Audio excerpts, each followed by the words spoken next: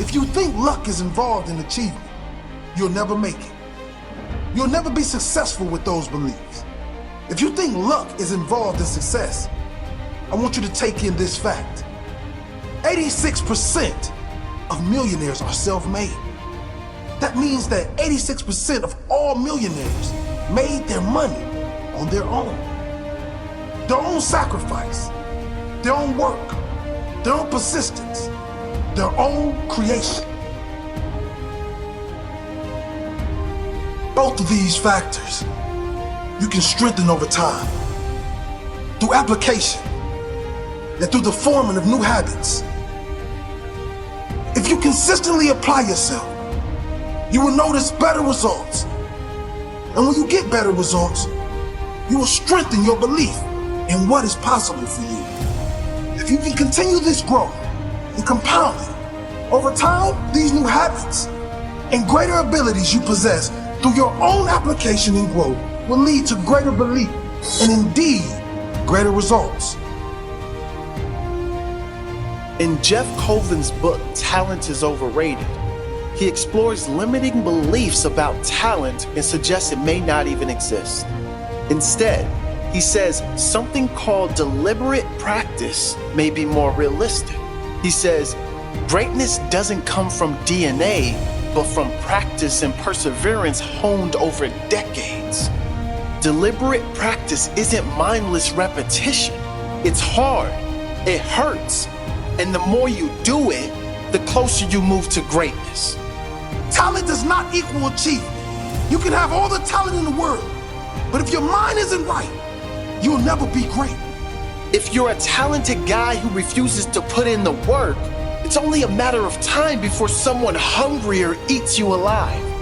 You could be born into wealth and still screw everything up with your mindset. You could be born into lack and struggle and hardship, but refuse to accept that is your reality. You don't decide where you start in life, but you absolutely define where you end up in life. Your limits come from you, not from your genes, not from your achievement, not from your luck. Get your mind strong, and you will be strong. Feed your mind with success, and put in the work, and you will be successful.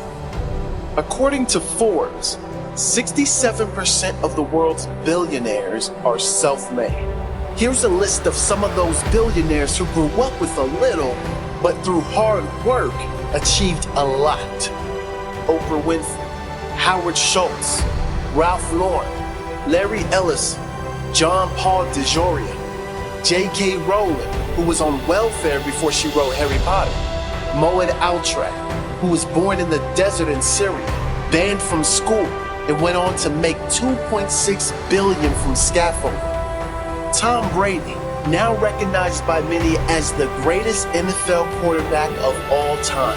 But Tom Brady was an average college quarterback. His combined statistics prior to the 2000 draft were at best average, and that's being very generous. He was drafted unenthusiastically as the 199th pick in the 6th round by the New England Patriots. Scout Joe Bucksbaum's report on Tom Brady prior to the 2000 draft: poor build, very skinny and narrow, ended the 99 season weighing 195 pounds and still looks like a rail at 211. Looks a little frail and lacks great physical stature and strength. Lacks mobility and ability to avoid the rush. Lacks a really strong arm. Can't drive the ball down the field and does not throw a really tight spiral. The only person in the NFL that believed in Tom Brady was himself. Robert Kraft, New England Patriots owner, relived his first meeting with Tom Brady. This skinny beanpole of a young man walked over to me and said, "Hi, Mr. Kraft. I want to introduce myself. I'm Tom Brady." I said, "I know who you are. You're our 6th round draft choice."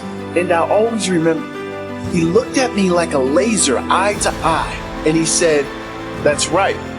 And I'm the best decision this organization has ever made."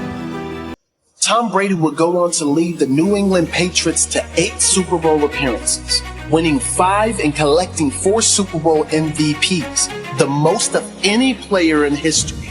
As a result of Tom Brady's steely self-belief and absurd level of determination, he has now entered the conversation for the best quarterback of all time. Was it talent, or was it hard work and desire that led to his success? So, if you were planning to use the excuse of talent, think again. If you are planning to use the excuse of privilege, think again. Think bigger. Think better. Think about what you can do with your own work. Take responsibility for where you are in life and work until you get to where you want to be.